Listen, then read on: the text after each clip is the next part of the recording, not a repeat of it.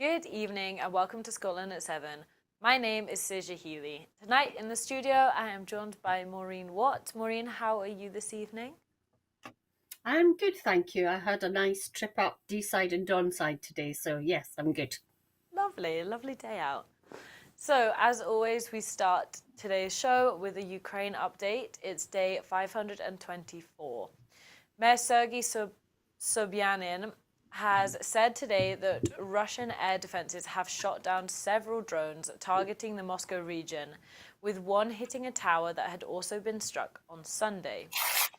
Ihor Terekov, the mayor of Kharkiv, Ukraine's second largest city, said earlier today that at least 3 drones hit populated areas of his city and one drone destroyed 2 floors of a dormitory. Ukraine's interior minister has claimed an attempt to cross into the country on its northern border in Chernihiv region by a Russian saboteur group has been foiled.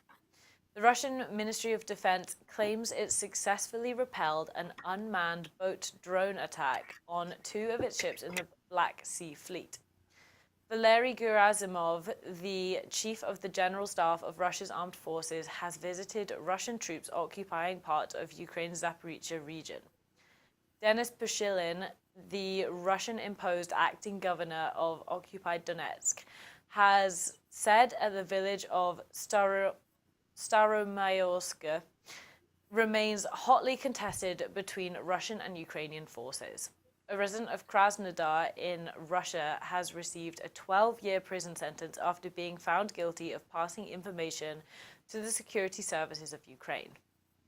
At least 6 people, including a 10-year-old child, have been killed and more than 80 people are now known to have been injured after the Russian attack on a high-rise apartment in Kryvyi Rih yesterday. Russian opposition politician Vladimir Kara-Murza has had an appeal against his 25-year jail sentence, and it was rejected yesterday. Kara-Murza, who holds Russian and British citizenship, was jailed for 25 years in April after he criticized Russia's war against Ukraine.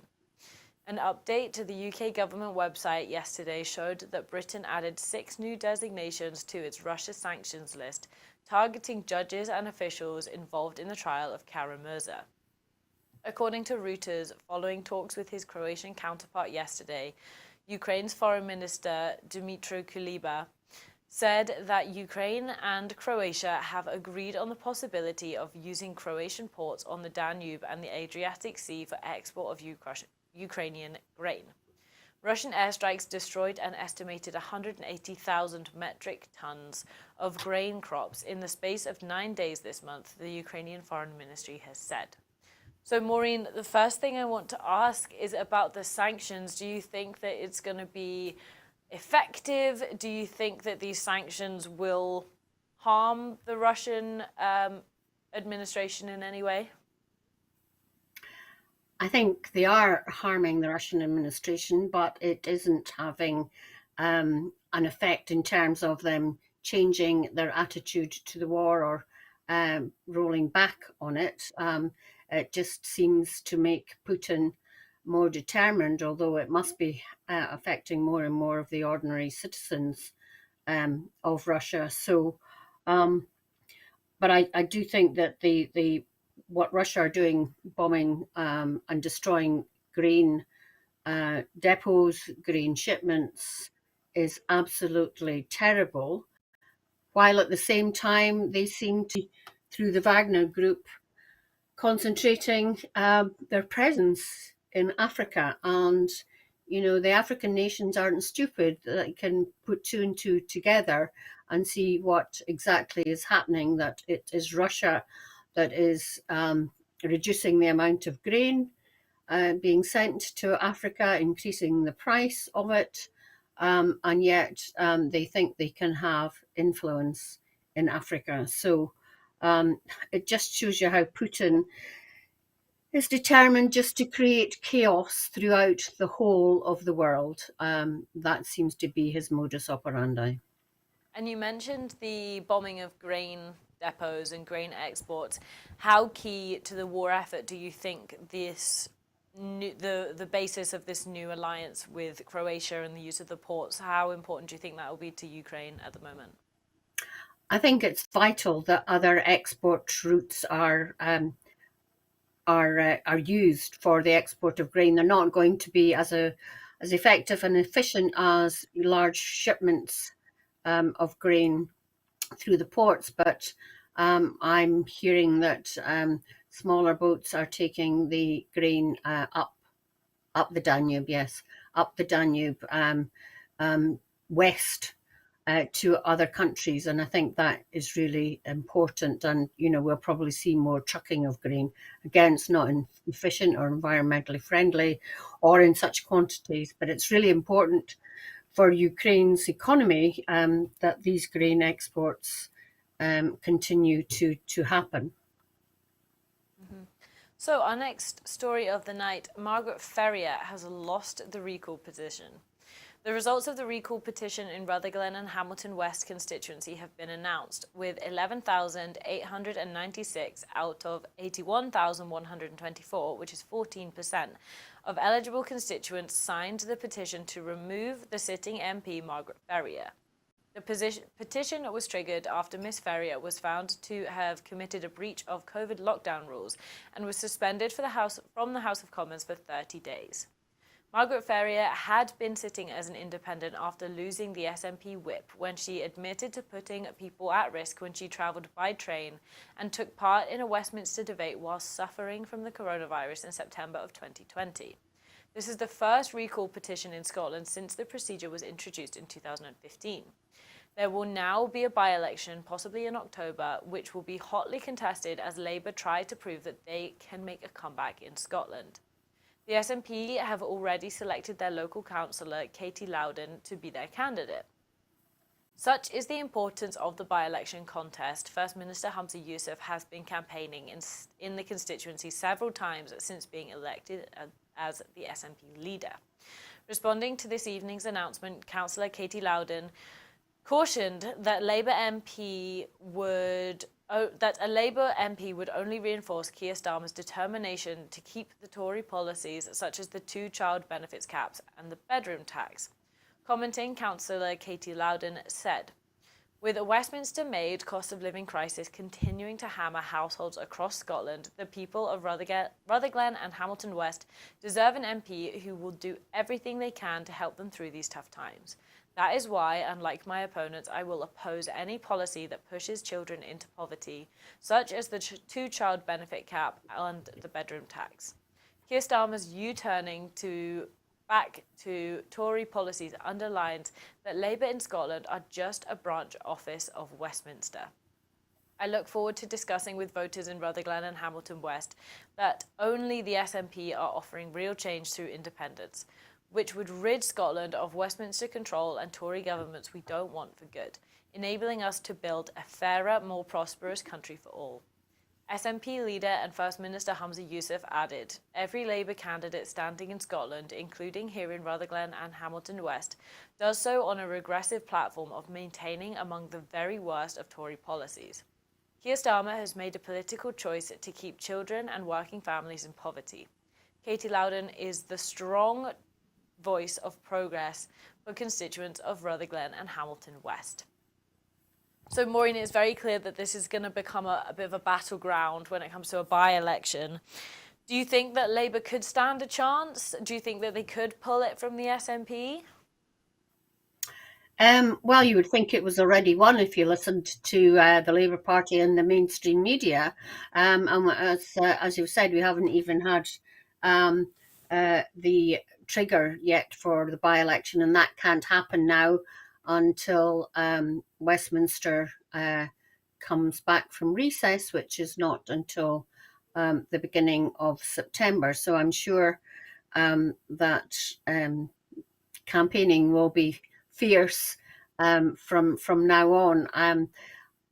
As I said, you would think that it's already won, and a whole swathe of seats in the Central Belt are going to go from the SNP to Labour. But, campaigning on the ground, although I personally haven't been there yet, but will be obviously be going, there's still a pretty solid SNP vote.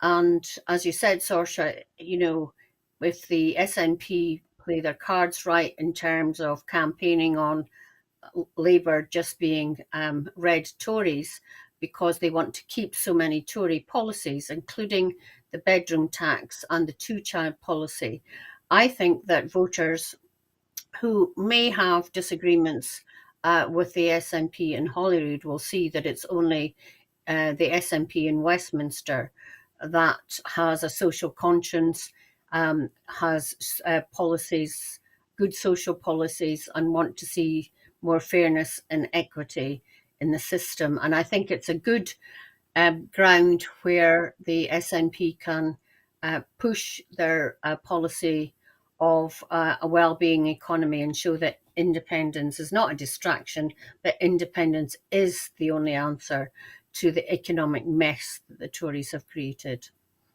And do you think that this election this by-election will act almost like a litmus test for the success of Hamza Yousaf's SNP? Do you think that it will be, people won't necessarily be voting for the candidate, they might be voting as a general,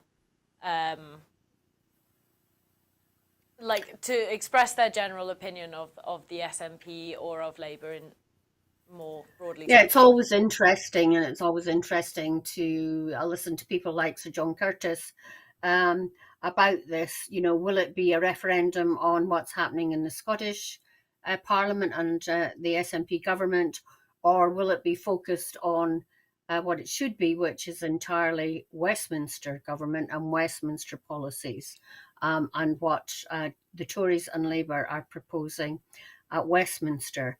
I have no problem about Hamza Yousaf and his government. Okay, he's not maybe getting the profile or has yet achieved the profile that Nicola had built up, but the more doors that Hamza himself chaps on in Rutherglen and Hamilton West, the better, because he's an absolutely superb campaigner. He's really well liked when people see him at the door. So we'll move on to our next story. The UK government's alcohol duty changes have come into effect today. This will result in an increase on the duty charged on each bottle and glass of Scotch whisky. The alcohol duty reforms were announced in the autumn budget in 2021. The reforms pledged to modernise and simplify a duty system that had not been changed in 140 years. The duty paid on beer and cider on taps in pubs will be up to 11p lower than at the supermarkets.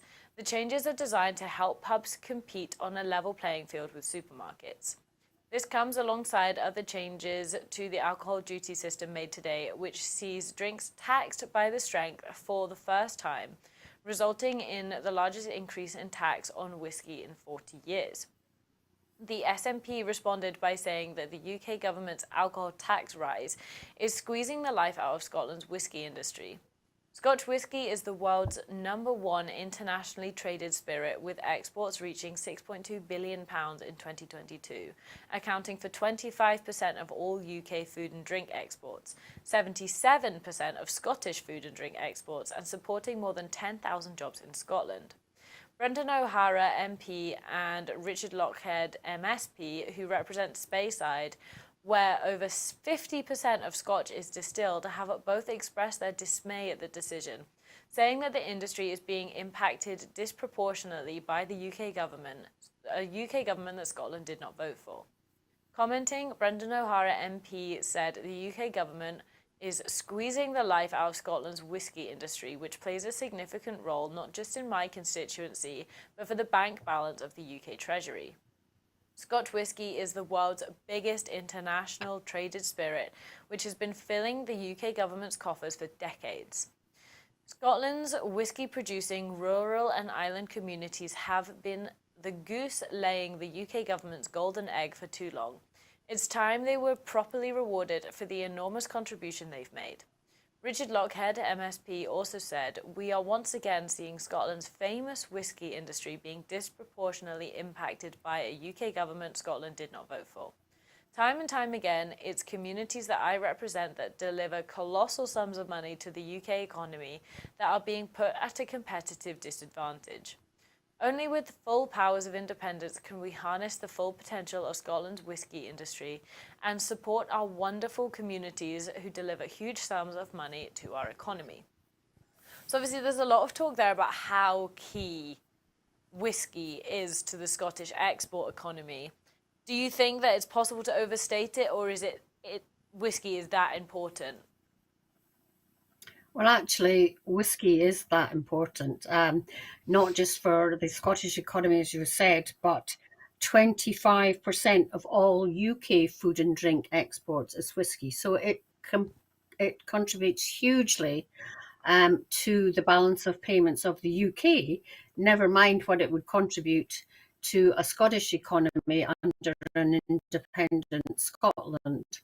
Um, I mean, the Scotch Whisky Association, which represents the very big companies and by and large squeezes out the smaller ones, is very vocal and very successful at lobbying the UK government. And I can see what the Conservative government are doing here, trying to level the playing field between the price of alcohol in the pubs and the supermarket. I think that's pretty fair, to be honest.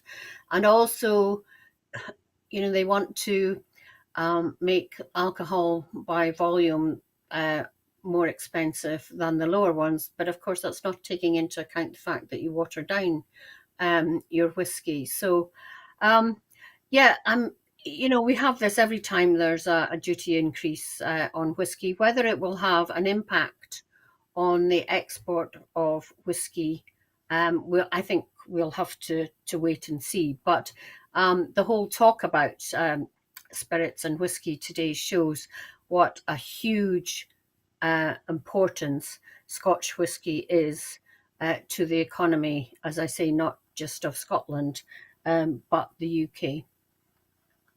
Yeah, and I feel like that would be something that would be sorely missed by, as they were saying, from the coffers of the UK government.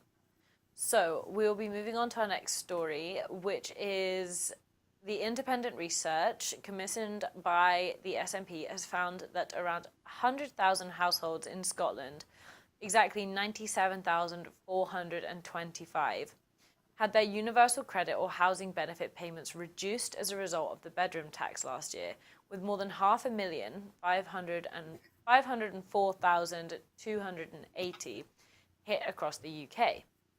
Households in Scotland lost an average of £786.84 in housing benefits and £709.08 in universal credit deductions in 2022. The analysis found families in Scotland have been disproportionately hit by the bedroom tax, with 1 in 3 housing benefit claimants in Scotland having had their benefits reduced compared to 1 in 6 in England, and 29% of universal credit claimants having their benefits reduced in Scotland compared to 18% of claimants in England. The Scottish Government has spent hundreds of millions of pounds protecting households by mitigating the bedroom tax in Scotland. The analysis shows that in 2022 to 23 alone, the Scottish Government spent £66.85 million mitigating the bedroom tax by providing discretionary housing payments to impacted households. Since 2019 to 20, it has spent more than £266.1 million on mitigating the policy. Reflecting a change in stance for the party, Labour MSP Daniel Johnson implied that Labour was no longer committed to its 2013 pledge to abolish a bedroom tax. In an interview with BBC Good Morning Scotland yesterday, Johnson stated, "We can't make uncosted pledges ahead of the election." In response, SNP housing spokesperson Chris Stevens MP said, "Did Scottish Labour Party representatives move an amendment to abolish the bedroom tax at the National Policy Forum last week? If not, how can anyone take them seriously when they are clearly content for people in Scotland to be pushed into poverty?" Adding that almost 100,000 households in Scotland were hit by the bedroom tax last year. They want to know whether Anna Sawar has broken the promise he made ahead of the independence referendum to scrap this policy. So for you, is this just another example of Labour U-turns translating to the Scottish context now? Well, I think it's,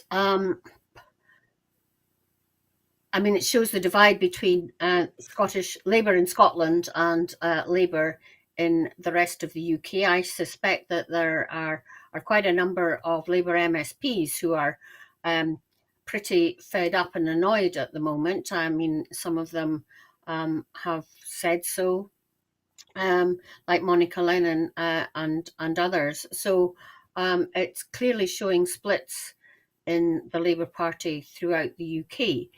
But, both the bedroom tax and the two-child benefit policy, if Labour aren't going to scrap them, then what's the point of voting Labour?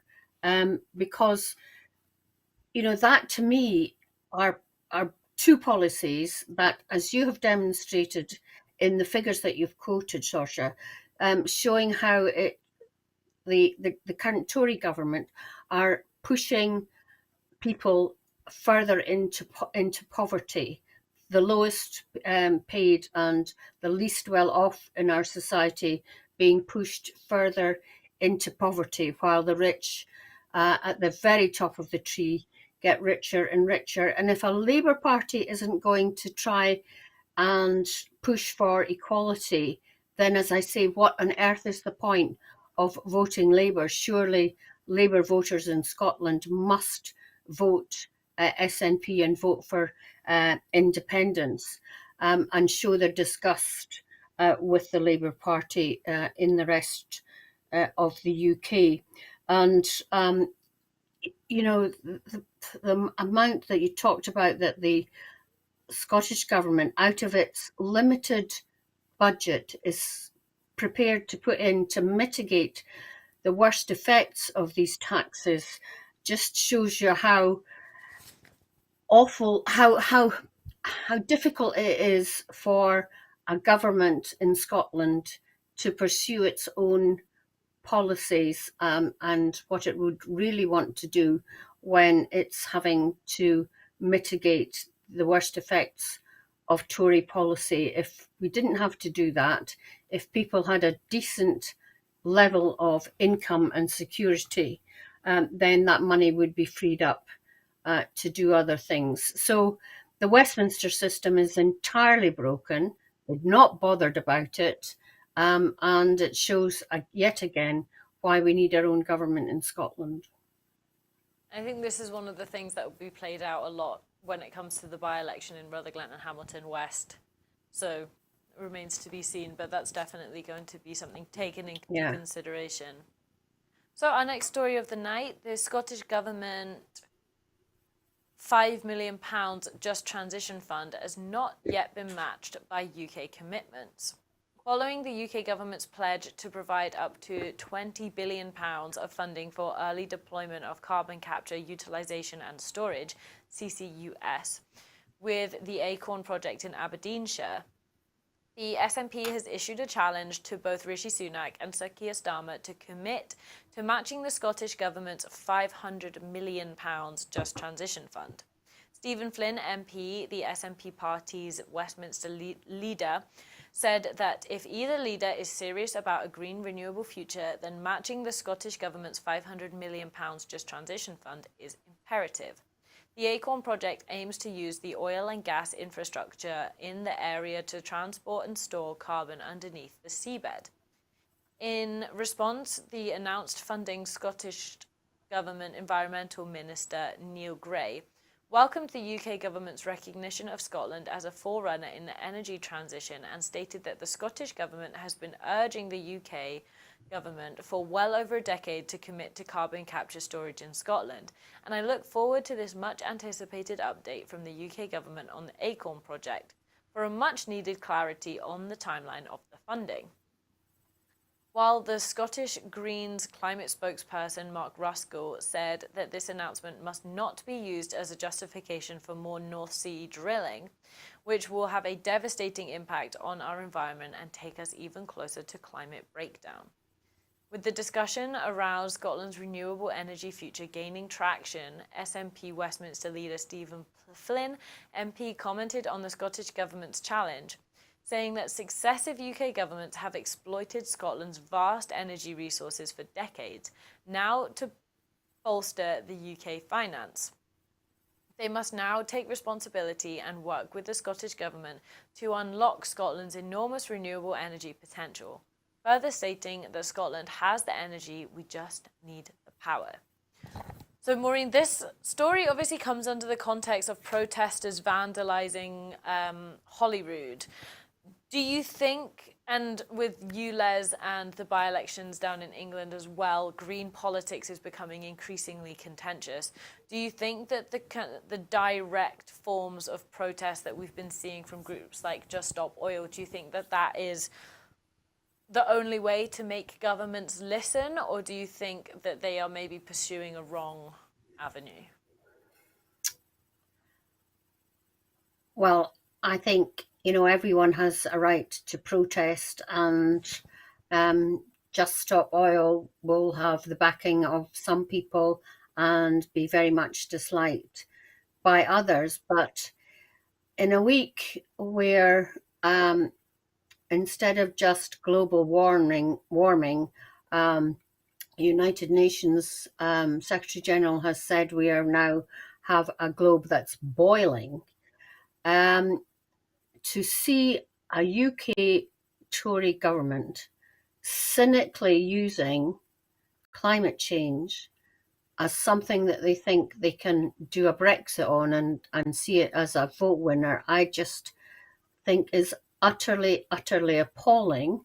And I'm sure will shove more people into the climate change camp than into the Tory party, because surely after the month that we've had of fires burning in Europe, in southern Europe and elsewhere, nobody can really think that there isn't such a thing as global warming.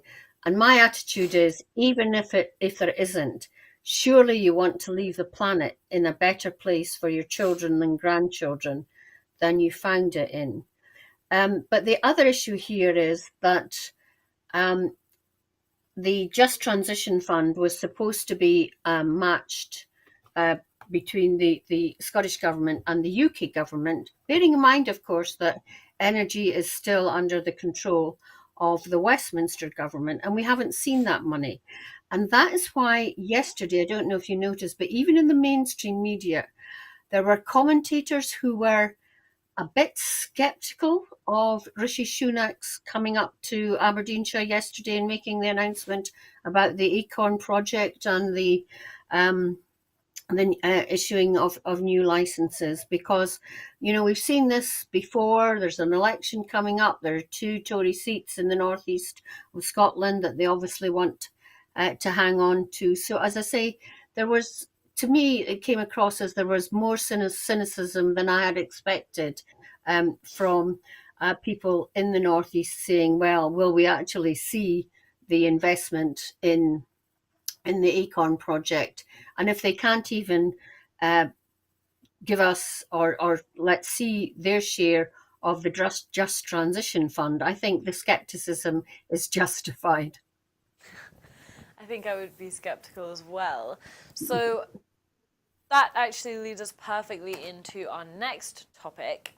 Climate campaigners have responded with anger to BP's reports of $2.6 billion in profits for the second quarter of the year, as many consumers still face staggeringly high prices and the climate crisis triggers extreme heat waves and wildfires. The company is looking to increase its shareholder dividends by 10%, despite profits being $5.9 billion lower than they were in the same period last year, when Russia's invasion of Ukraine ignited a rise in global energy markets. The company will also return $1.5 billion to its investors through share buybacks over the next 3 months. BP Chief Executive Bernard Looney said that these payouts are a reflection of the company's confidence in its strategy and outlook for future cash flows. In a recent report, the left-leaning think tank, the Institute for Public Policy Research, or the IPPR, proposed that share buybacks constitute a direct cash transfer away from household to already wealthy shareholders at the expense of the environment. The reported profits have fueled the growing frustration from climate activist groups who have accused the oil companies of obscene profits at the cost of the environment and families. Lead UK campaigner for 350.org, an international organisation campaigning for energy justice and an end to fossil fuels, said that we're almost desensitised to BP's profits at this point because the government has continuously failed to take action to redistribute them.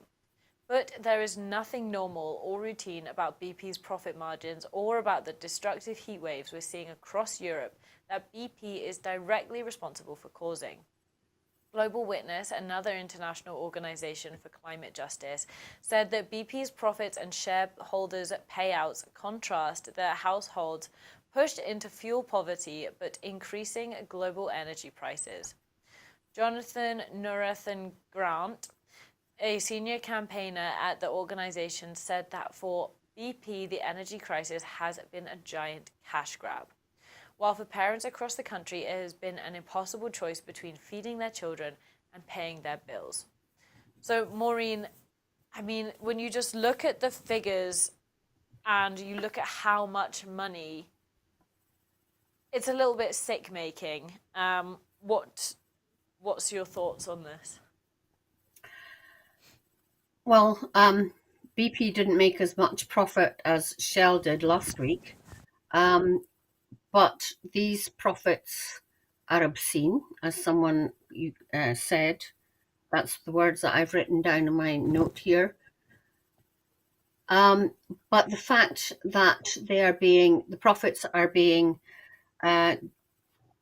given to shareholders in shareholder increases in profit share, and not to oil workers or to the companies that work for the oil majors like Shell and BP. We're seeing strikes in the North Sea in companies that work for them offshore. And also, we're not seeing the amount that, in my view, should be withheld from distributing to profits to reinvesting in renewables to speed up the just transition.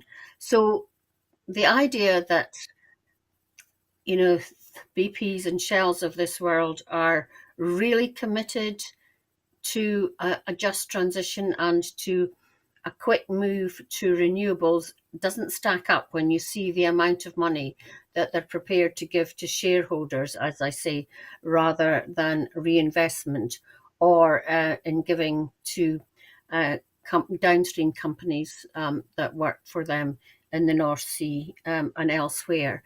And given these huge profits from these companies, surely any windfall tax should be increased. But instead of that, we're seeing Rishi Sunak talk about issuing new licenses. And we know that that also comes with them getting tax breaks and things for exploration of new licenses. So it's so there's such an imbalance in this industry that once again seems to be the theme throughout the subjects we're talking about tonight, Saoirse. It's giving more and more money to the rich and the poor suffer. Couldn't have said it better myself. So our next story of the night, in the latest divergence from the UK government's proposed Brexit changes, the UK will retain the EU's product safety checkmark following outcry from industry and manufacturers. The CE, the Conformité Européenne mark, is used to certify that a range of items from electrical goods and medical devices to construction materials and toys meet required safety standards. It was anticipated that the mark would be replaced by a new UKCA, UK Conformity Assessed mark, for goods sold in the UK from the end of 2024, following extensions to the hangover deadline.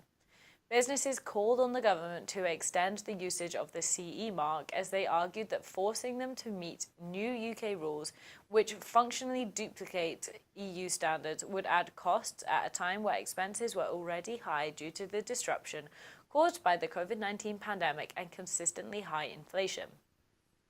The UKCA mark would also not have been recognised by the EU, meaning it would only be required for goods sold in the UK. Smaller businesses had been particularly concerned about the costs in regard to the new UKCA requirements. Tina McKenzie, policy chair of the Federation of Small Businesses, said the continued recognition of CE marked products would allow time for small firms to adjust to the UKCE marking system and focus on growing their businesses both at home and overseas. Ministers stated that the move would give businesses certainty and prevent a cliff edge in December next year, when the UKCE was due to be introduced. Companies will also be able to choose whether to use the UKCE or the CE mark when selling their products in Great Britain. They had previously argued that the UKCA mark would allow the UK to control goods regulations while maintaining high safety standards.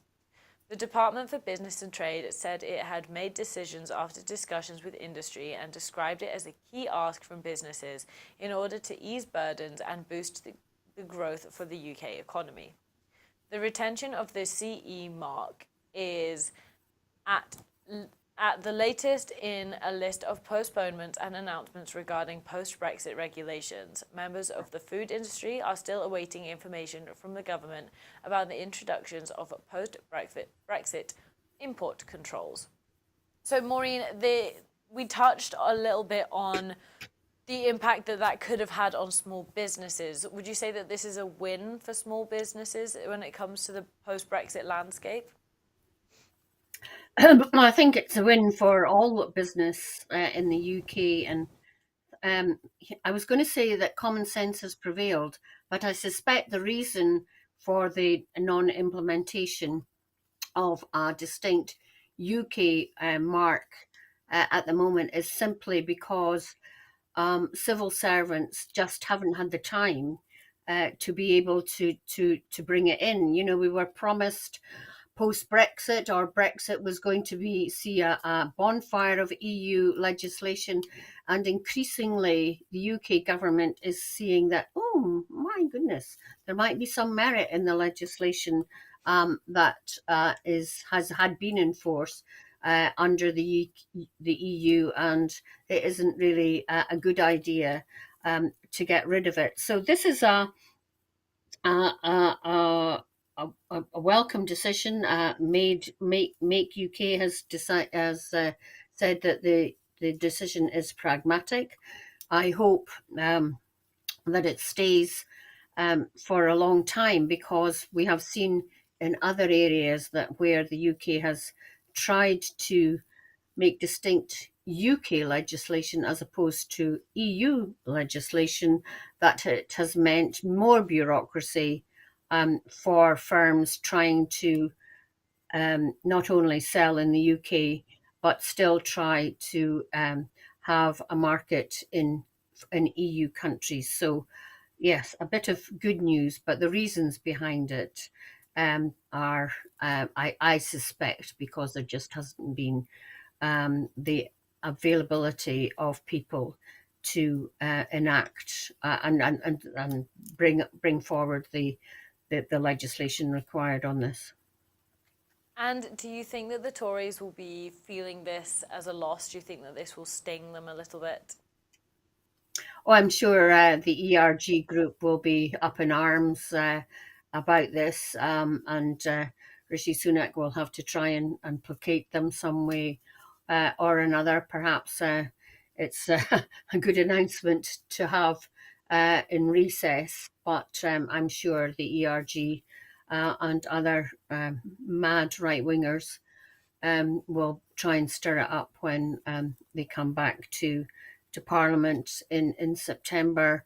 I mean, it just shows you how unfit to govern the Tory party is, because it's so split. I mean, there's virtually a party within the party, and I'm not talking about the ERG. I can't remember what it's called. It's not called Conservative Home, but Conservative something, where even Suella Braverman was speaking at a conference of theirs. Just shows you how dysfunctional the Tory government is.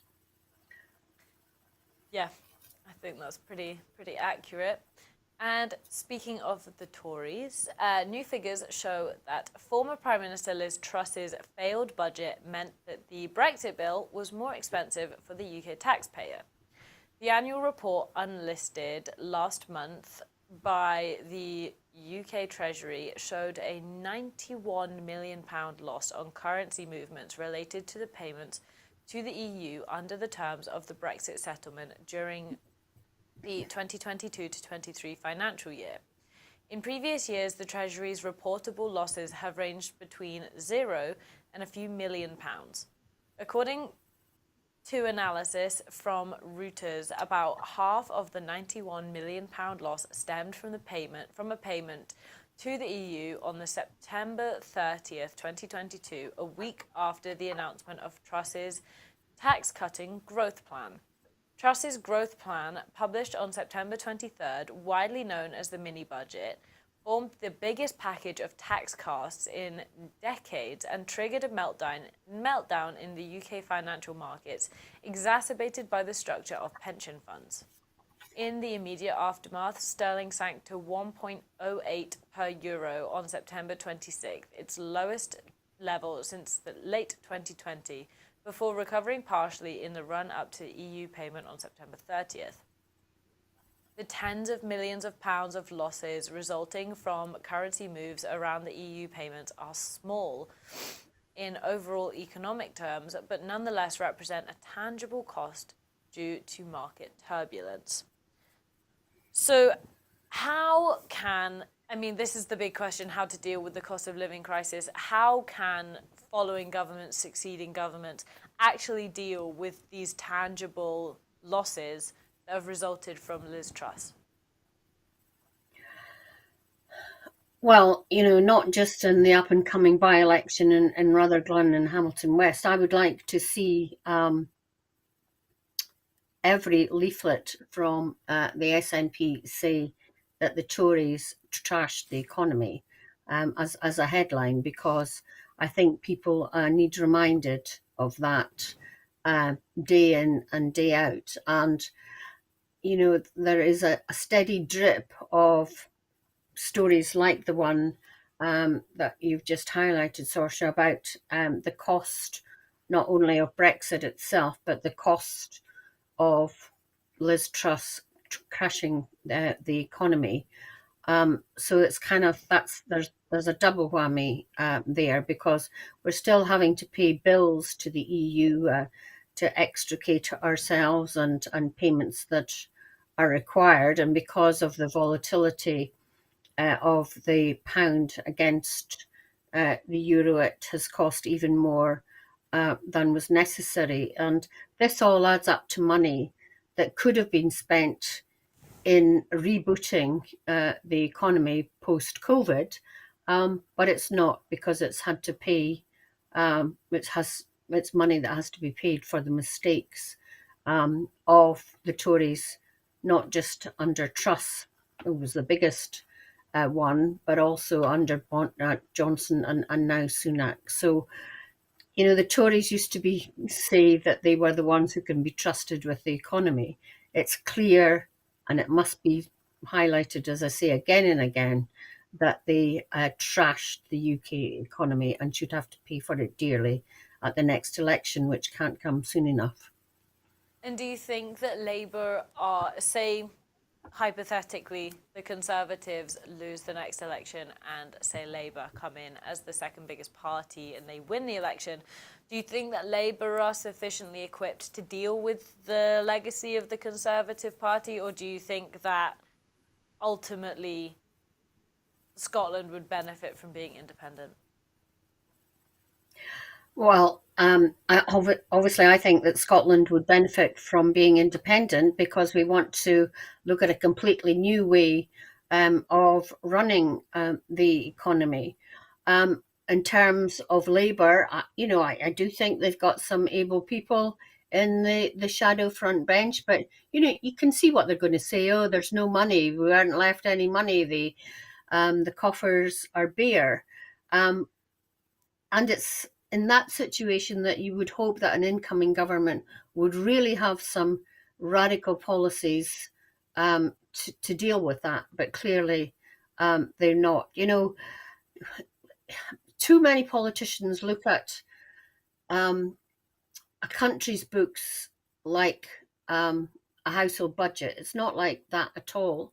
And we've seen how both under Obama and now under Biden, that when you invest, when you borrow to invest in your economy and really stimulate it, you get that money back in tax receipts over and over again. But there doesn't seem to be a backbone in any of the Westminster politicians that are prepared to do that in this country. And I think it's badly needed.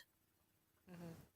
It's definitely the radical policies that need to be pursued, but then they don't want to alienate the centre, and yeah. So our next story of the night: protests in Bulgaria have broken out after court described attack on a woman by an ex-partner as mild.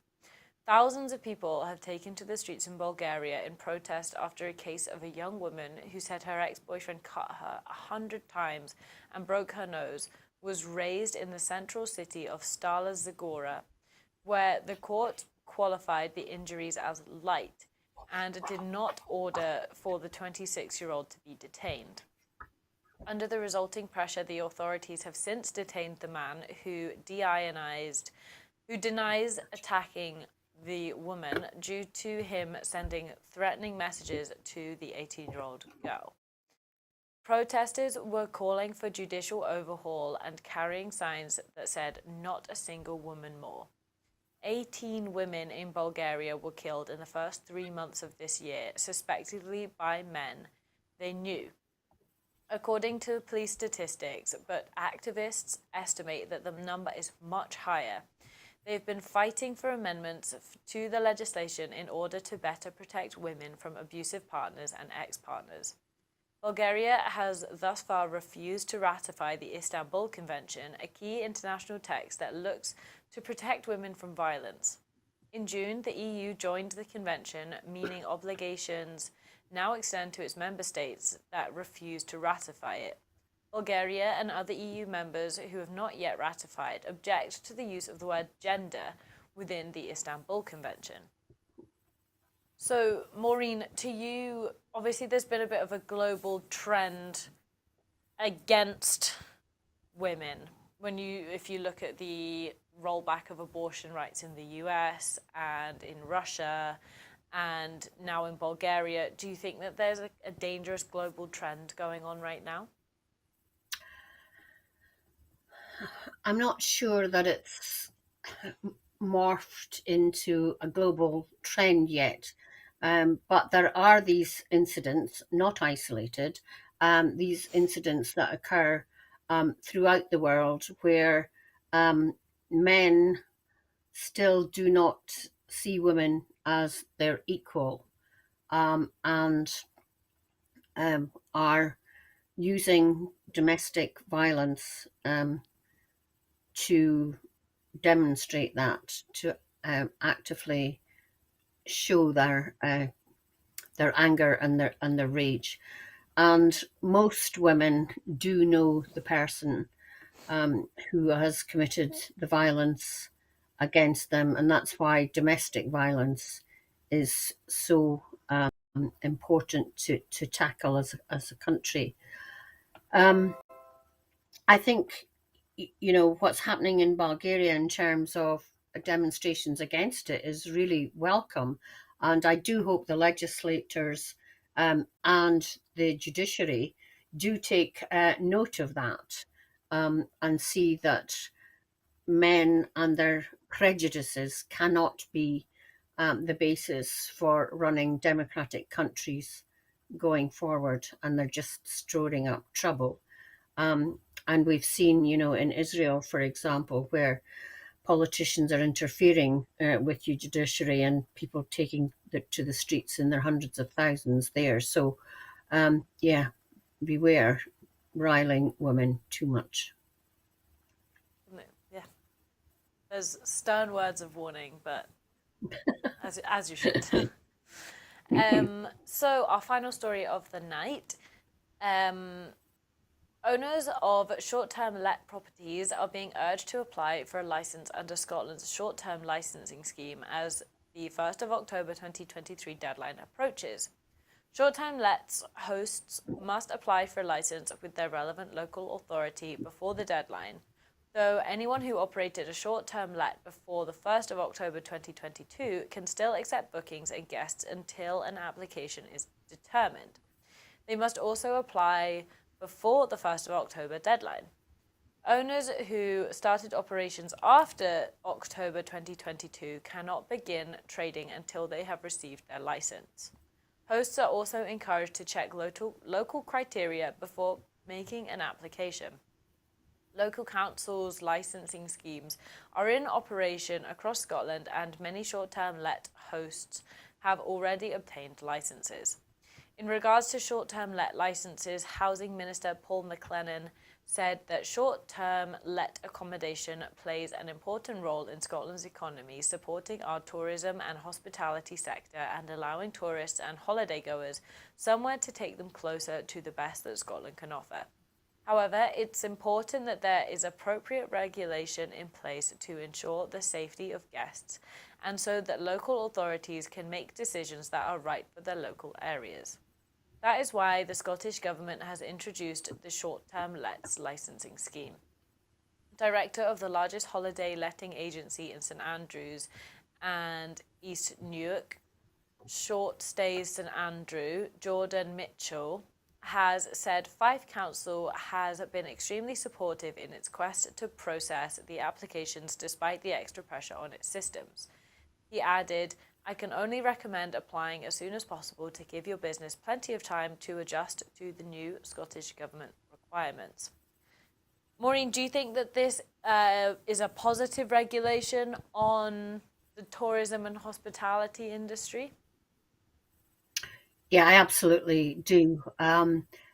It doesn't bear thinking about that these places aren't licensed by the local authority. I mean, you want them to be as safe as possible, and licensed. It's almost like, how travel agents have to have an ABTA registration. It's really important, I think, that travel agents and internet sites encourage tourists to check that the short-term let that they may wish to purchase has this licensing number, to make sure that they're all above board, because we hear some horrific stories about people turning up to lets that they thought they'd purchased on internet sites and find that they aren't there.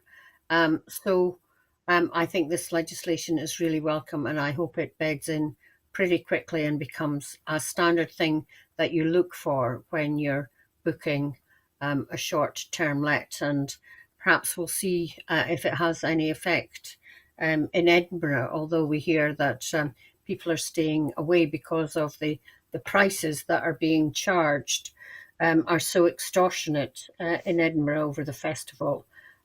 So yeah, we really have to have an eye on that. And I think if properties are licensed, then the local authority will have a better handle on just how many lets there are, and how many houses are being taken out of the ordinary letting, how many dwellings are being taken out of the ordinary letting market and put into short-term lets. I would I would hope that it was the short-term lets would decrease and the longer-term lets would increase, but maybe that's a wishful thinking on my part. But I think licensing will help councils have being able to track this a bit better. So yes.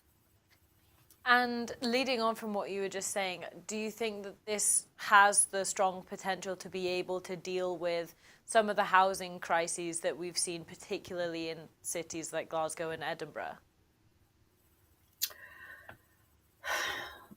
I would wish that, but I don't know if in itself that it will do that. I mean, people can charge such high rents for just a few weeks in a year and recoup the money that they might get in a whole year if you have a long term let, and that's wrong. And you see whole blocks in Edinburgh totally and utterly dead because they're just let for a few weeks during the festival period, as I say, at extortionate rents, and the rest of the time they literally lie empty, and that can't be good for any communities. And I think it's happening in far too many parts of Edinburgh, and I certainly noticed it when I was renting when I was an MSP in Edinburgh. It's very visible in certain parts. No, absolutely. It's very, very visible. It's like you're saying, especially in Edinburgh. So thank you, Maureen, for joining us on the show tonight. That's all of our stories. I hope you enjoyed your time on Scotland at 7. Absolutely. Thank you very much for having me. Thank you for joining us. So before I go, I just want to remind you, the viewers, that at Broadcasting Scotland, we depend on the generosity of our supporters. So to everyone who's donated and to everyone who has signed up to make regular monthly payments, thank you so much. Our programmes will, of course, always be free to view. However, if you can afford £5 a month, please consider becoming a Broadcasting Scotland supporter. Right now, we have a pressing need to raise £30,000 to pay our bills and ensure that we are able to continue making programmes like this for you to watch. So far, we have nearly raised 10,000 out of the 30,000, but we really need to raise the remaining amount as soon as possible. As we play the credits tonight, we have a lovely outro video, a promo video for you to watch. So please share the channel, donate if you can. I'm Saoirse Healey. Good night, and thank you for watching.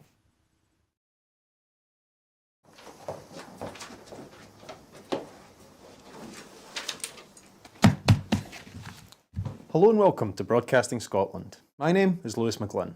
Hello and welcome to Broadcasting Scotland. My name is Saoirse Healey. Hello and welcome to Broadcasting Scotland. My name is Donald C. Stewart. Broadcasting Scotland is Scotland's independent broadcaster, providing factual news, reporting on the issues important to the people of Scotland. We are committed to public service broadcasting, and with your support, we will produce even more programmes. Provide opportunities for young people interested in media production and broadcasting, and challenge preconceptions of what Scottish media looks like, amplifying Scotland's voice and reflecting its communities. We can already deliver high-quality live news, and we will create the highest quality programmes for you to enjoy, but we can only do that with your support. So please subscribe to and share our channel or donate to Broadcasting Scotland via the link in the description. Thank you. Thank you. Thank you.